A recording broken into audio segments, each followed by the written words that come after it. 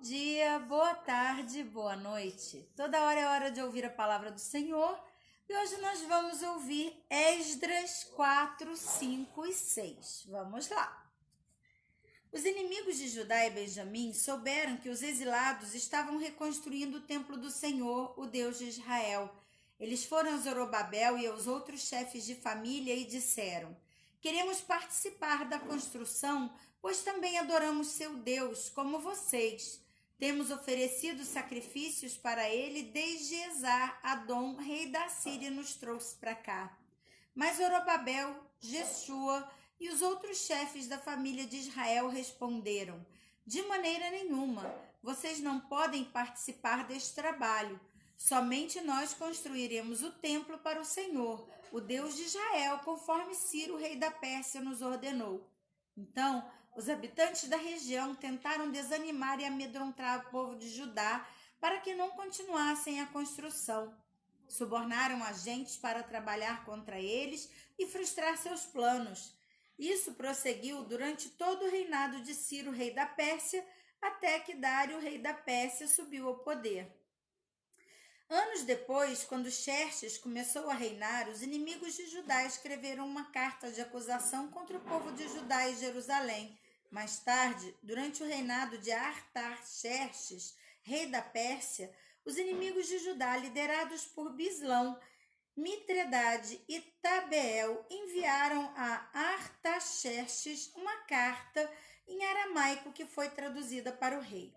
O comandante Reum e o secretário da corte Sinzai escreveram a carta na qual apresentaram ao rei Artaxerxes um relatório negativo sobre Jerusalém.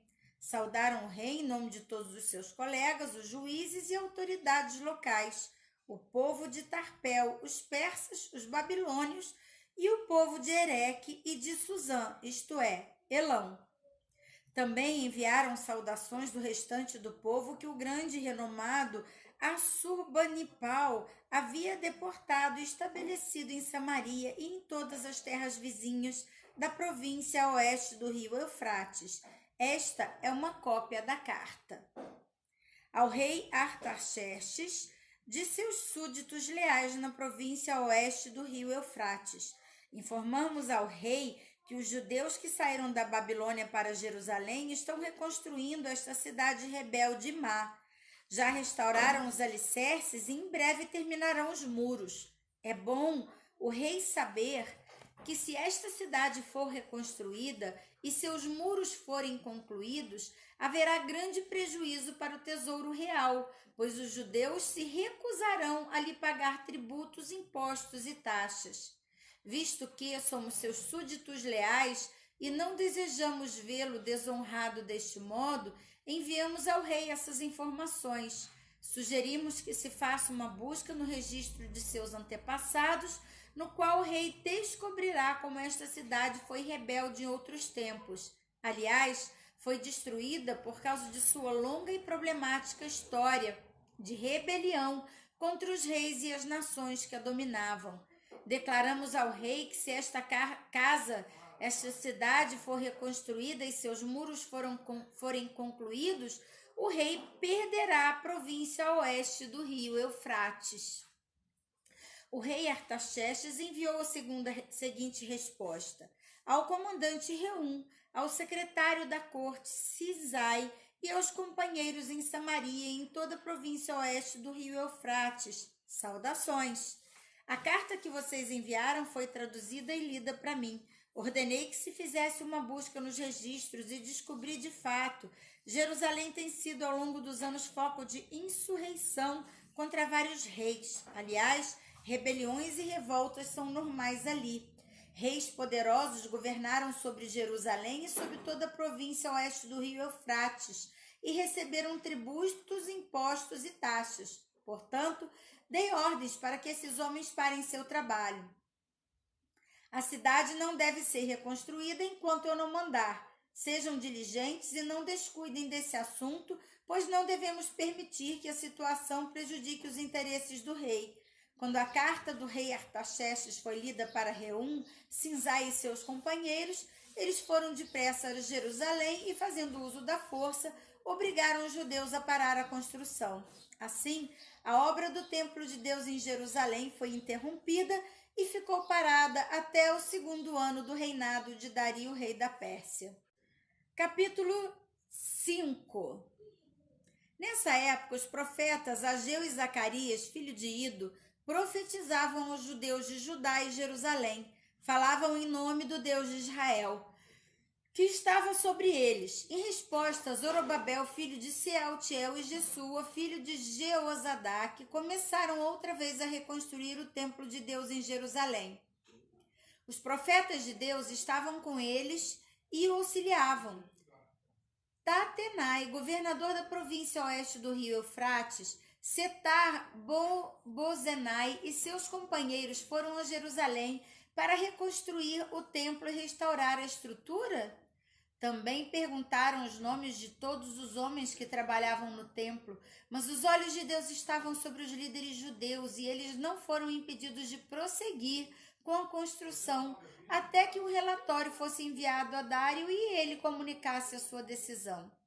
Esta é uma cópia da carta que o governador Tatenai, Setar-Bozenai e outros oficiais da província oeste do rio Eufrates enviaram ao rei Dário.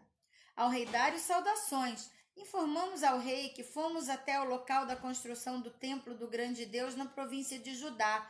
O templo está sendo restaurado, reconstruído com pedras especialmente preparadas, e as vigas já estão sendo colocadas nas paredes. A obra avança com muita energia e êxito. Perguntamos aos líderes quem lhes deu permissão para reconstruir este templo e restaurar essa estrutura. E exigimos os nomes deles para que pudéssemos dizer ao rei quem eram os líderes. Esta foi a resposta. Somos servos do Deus dos céus e da terra e estamos reconstruindo o templo que foi construído aqui muitos anos atrás por um grande rei de Israel. Nossos antepassados, porém, provocaram a ira do Deus dos céus e ele os entregou a Nabucodonosor, rei da Babilônia, que destruiu esse templo e deportou o povo para a Babilônia. No entanto, Ciro, rei da Babilônia, no 1º ano de seu reinado, publicou um decreto ordenando que o templo de Deus fosse reconstruído. O rei Ciro também devolveu os utensílios de ouro e prata que Nabucodonosor havia tirado do templo de Deus em Jerusalém e colocado no templo da Babilônia. Esses utensílios foram removidos dali e entregues a um homem chamado Sesbazar, a quem o rei Ciro nomeou governador de Judá. O rei instruiu Sesbazar a colocar os utensílios de volta em seu lugar em Jerusalém e a reconstruir o templo de Deus em seu antigo local. Então, Sesbazar veio e lançou os alicerces do templo de Deus em Jerusalém. O povo tem trabalhado nele desde então, embora ainda não esteja acabado. Portanto, se parecer bem ao rei, pedimos que se faça uma busca nos arquivos reais da Babilônia para descobrir se o rei Ciro de fato publicou este decreto, ordenando a reconstrução do templo de Deus em Jerusalém e que o rei nos informe sua decisão sobre este assunto. Capítulo 6. Então o rei Dário ordenou que se fizesse uma busca nos arquivos da Babilônia, que ficavam guardados junto aos tesouros, mas foi na fortaleza de Ecbatana, na província da Média, que se encontrou um documento que dizia: memorando, no 1º ano do rei Ciro foi publicado um decreto a respeito do templo de Deus em Jerusalém. Que o templo seja reconstruído para ser um local onde se ofereçam sacrifícios. Usando os alicerces originais, ele terá 27 metros de altura e 27 metros de largura.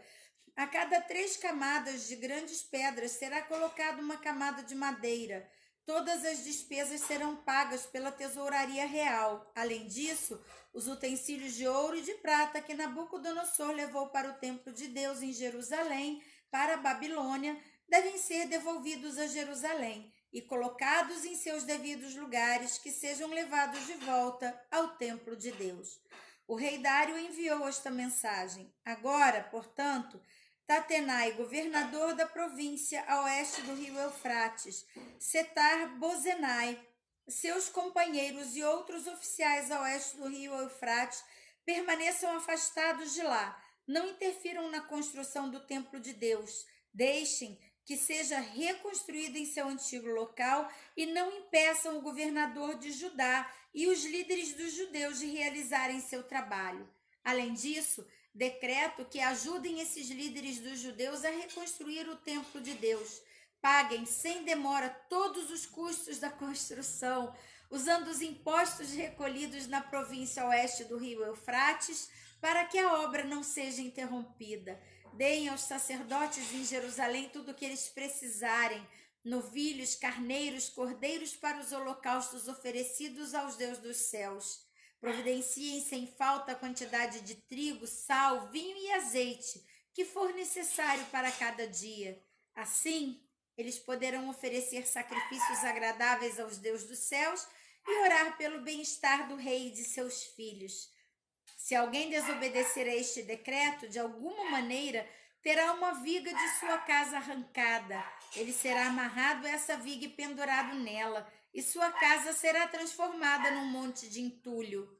Que o Deus que escolheu a cidade de Jerusalém como lugar para que seu nome seja honrado, destrua qualquer rei ou nação que desobedecer a esta ordem e destruir este templo.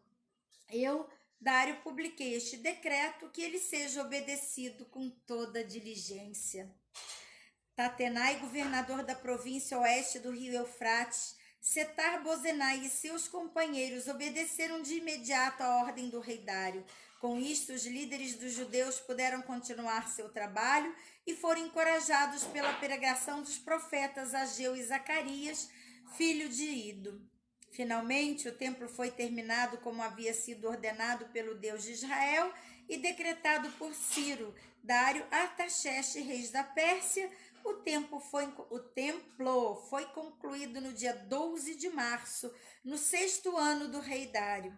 Então, o templo de Deus foi dedicado com grande alegria pelos israelitas, pelos sacerdotes, pelos levitas e pelo restante do povo que regressou do exílio. Durante a cerimônia de dedicação, foram sacrificados 100 novilhos, 200 carneiros, 400 cordeiros. 12 bodes foram apresentados como oferta pelo pecado de todo Israel, de acordo com o número das tribos. Em seguida, os sacerdotes e os levitas foram divididos em vários grupos para servirem no templo de Deus, em Jerusalém, conforme prescrito no livro de Moisés. No dia 21 de abril, o povo que havia regressado do exílio celebrou a Páscoa. Os sacerdotes e levitas haviam se purificado e estavam cerimonialmente puros. Abateram o cordeiro da Páscoa por todos que regressaram, por seus colegas os sacerdotes e por si mesmos. Todo o povo de Israel que havia regressado do exílio participou da refeição de Páscoa, junto com todos que haviam deixado os costumes impuros dos povos que ali viviam, a fim de adorar o Senhor, o Deus de Israel. Em seguida, comemoraram durante 7 dias a festa dos pães asmos, e houve grande alegria em toda a terra, pois o Senhor tornou o rei da Síria favorável a eles e o levou a ajudá-los a reconstruir o templo de Deus, o Deus de Israel. E assim terminamos mais um momento especial na presença do Senhor.